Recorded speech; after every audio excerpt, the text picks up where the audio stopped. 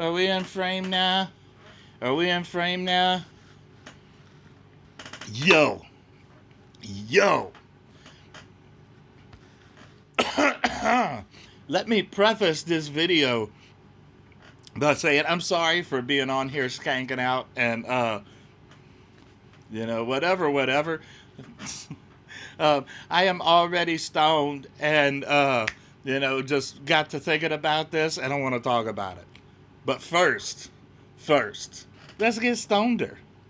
Let's get stoneder in the middle of the summer.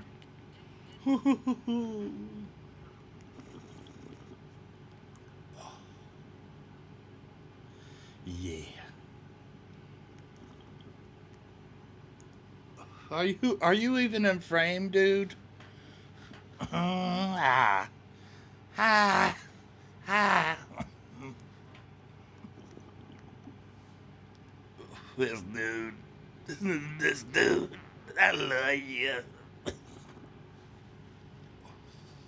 I came home from my doctor's appointment the other day. She's like, dance around my feet like she always does. And I finally get back to the back and I sit back here and I sit down in the chair. And she jumps up on my lap. She says, brrr. And then she immediately jumps down and walks off into the living room and starts rolling around on the floor. She's just like, I just wanted to tell you, brrr. And I appreciate it. I appreciate you, dude. I love you. Yes, I am literally talking about you behind my back.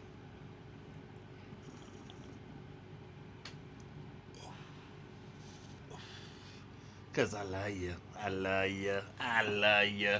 You are my favorite crazy chick, little dude.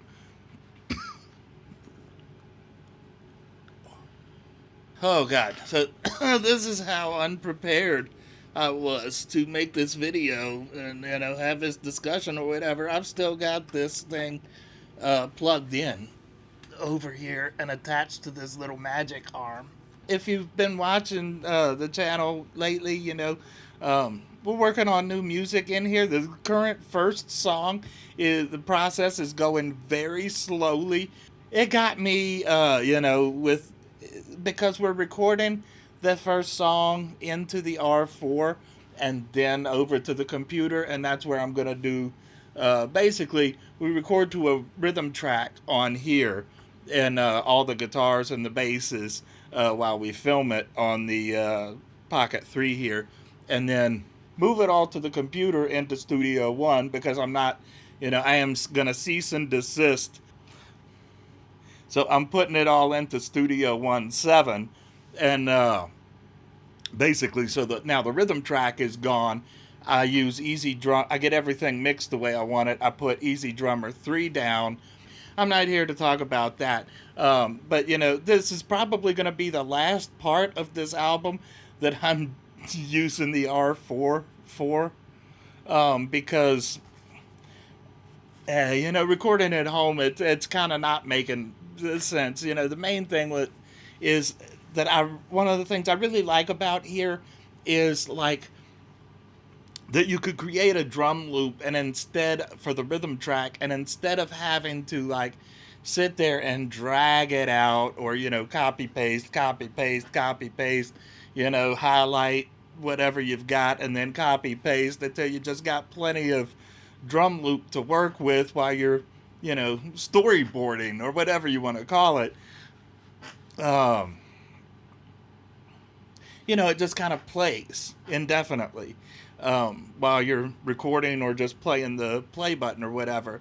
And, I do still love the R4, but there's, things that could be done to improve upon it. And the Zoom company has not released an update to the R series recorders in like 2.5 years, something like that. So, you know, we could use an updated version of this, and this goes for the R12 and the R20 too.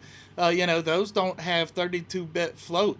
I haven't got to use either of those, but some of the stuff they include for those I think could be in here. So, uh, let's talk about that. Because, the first thing is the body of here and the screen and the faders. What I was comparing it to, um, sorry, I had a moment there. What I was comparing it to is my Tascam X8. Um, because I was thinking, like, if they made the screen a little bit bigger, could they just make the body bigger, but reasonably bigger? Because one of the great things about the R4 is just, it's highly pocketable. But it got me thinking, so was this. Other than the XY mics on the top, this is highly pocketable. Um, and so I got to looking at it, and, these faders are basically useless on the R4 because sometimes the slightest little push, takes you like 20 decibels, not literally, but, above where you're trying to go. And then you try to bring it back and you go too far back down, and it's so hard to fine tune your levels on here. And then an added punch to that is just that there's no real like editing capabilities on here like at all. And also to get to the rhythm track and a lot of that stuff, you have to like menu dive and then press the what is it, like the rhythm button, and then scroll down and adjust your tempo, use the check marks, press enter, then do your adjustments, and then check enter, and then back, and then it's just it gets really repetitive and really old. Um, so I got to thinking, what if they just did the screen vertical like that, like the X8, and made it a touch screen? Just do away with these faders, and just have everything on the touch screen. It really does work pretty well on the X8, and I see no reason why that couldn't be done. We can still keep the two Nutric design down here with the little condenser microphone. The microphone on the R4, in my personal opinion, is a pretty big strong point on the R4. I've recorded a lot of stuff with this microphone, and it's all worked out pretty well. If you go and check back at our R4 review that we did a couple years ago, whenever it was, we did several acoustic tracks. It was just me sitting here playing the guitar, singing the song, being, my shitty performer, whatever. But the microphone actually picked it up and recorded pretty well.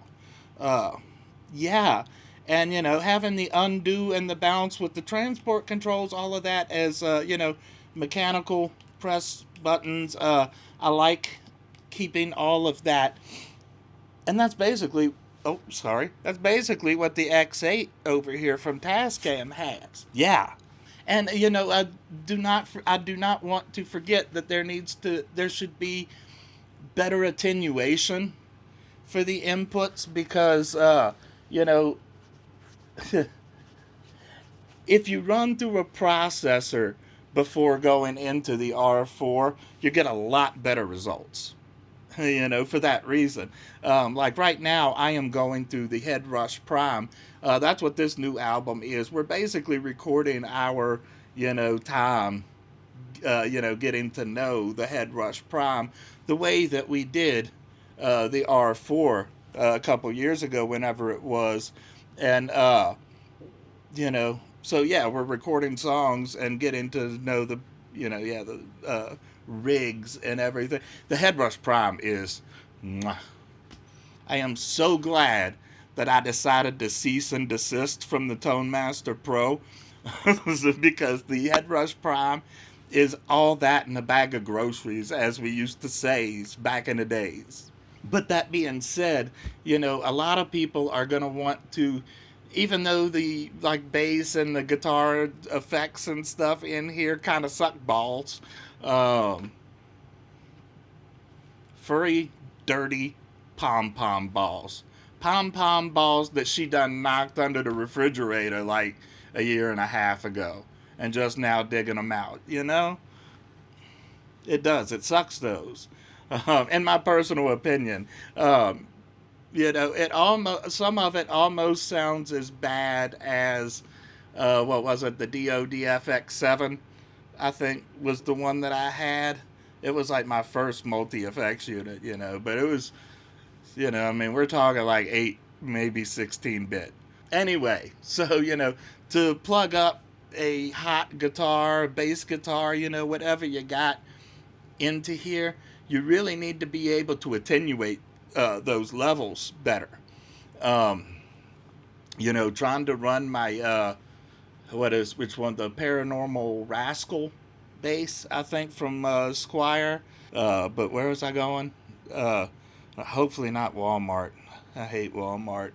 Clipping is death in the digital world. I mean, that's why, I'm such a big advocate for 32-bit float, because um, sometimes in the field, even in the studio, sometimes things happen and you don't catch it, and that digital clipping is garbage.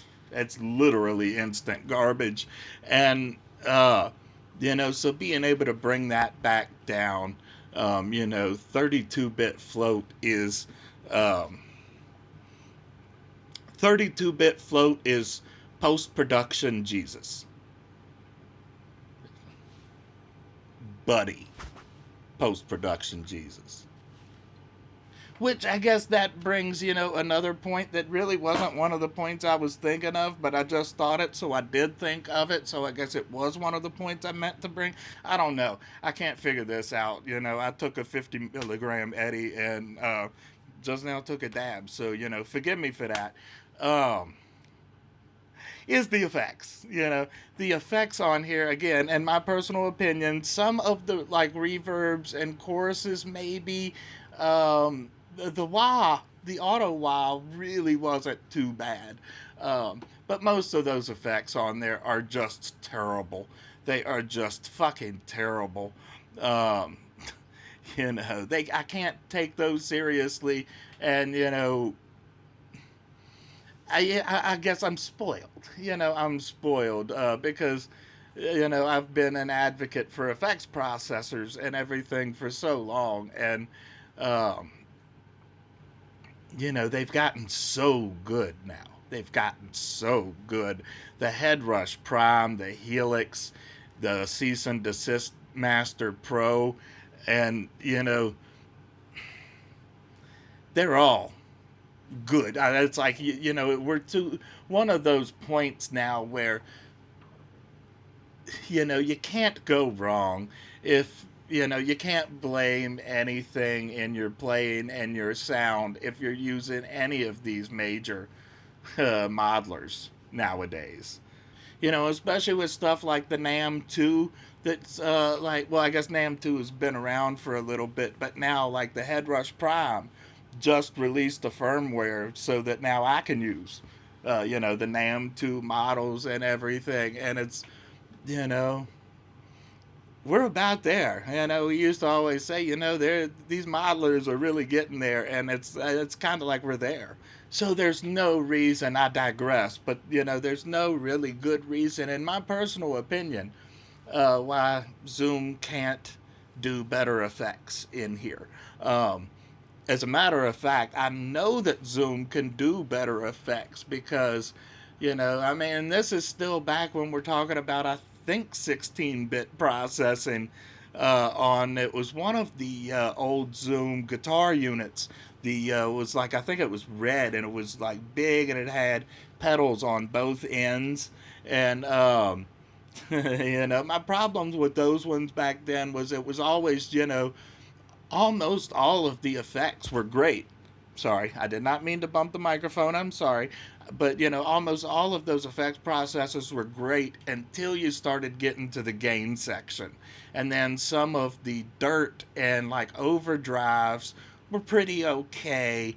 But as soon as you start trying to dial in any type of high gain thing, the sound just completely fell apart.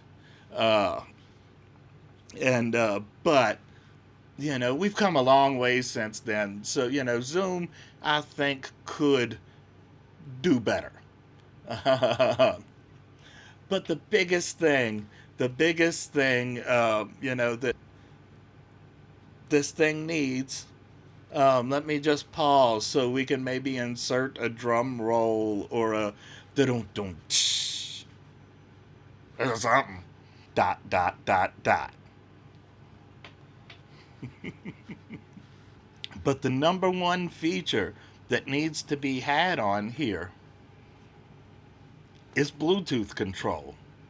Um, you know, that is, in my personal opinion, the greatest blunder with this controller. It's the lack of Bluetooth control. This unit could have been, what I said earlier about being all that and a bag of groceries, you know, this could be all that and a lifetime supply of groceries. I mean, I exaggerate a little bit, but this could truly be great with Bluetooth control. And to make an app the way that like the R12 and the R20 have an app, and hopefully with the track view, but um, you know, you could have do so many more things and have so much more control and intuitive control that the user can sit there at home with the or on the go with this tiny little pocketable multi-track recording that could be a potential powerhouse, and with an app on the 13 on my 13-inch iPad Pro, be able to also on the go edit that audio and control the faders or bounce the tracks or do whatever I need to do within the R4 itself. And you know this would be my dream. This would be my dream because I do absolutely love the core of the R4. Oh shit, I did not mean that. I apologize, por favor. Or I don't think that I even said that. Por favor. I don't know any better. I'm just a fucking weed head. Um, but I do. I love this. Um, It's just that it could be so much better. This is, like C tier recording equipment that could be A tier. I'm not going to quite say God tier necessarily, but, it could be. I'm just saying. The R4 is good. It's convenient. It could be so much better. It could be a go to. And I would be willing for that Bluetooth feature to even do like we had to do with the H3 and whatever the other ones were. Will you buy that little adapter and for $40 to access? Even if I have to buy a brand new one that doesn't work with my old stuff, I would buy that Bluetooth adapter to be able to have that kind of control on my iPad for this thing. I'd probably even be okay with a little bit of a price bump. I'd probably even be okay with a little bit of a price bump with all those features added to it. I could see right now the R4 is selling for I think like 150. When I bought it, I think it was about 200. Um,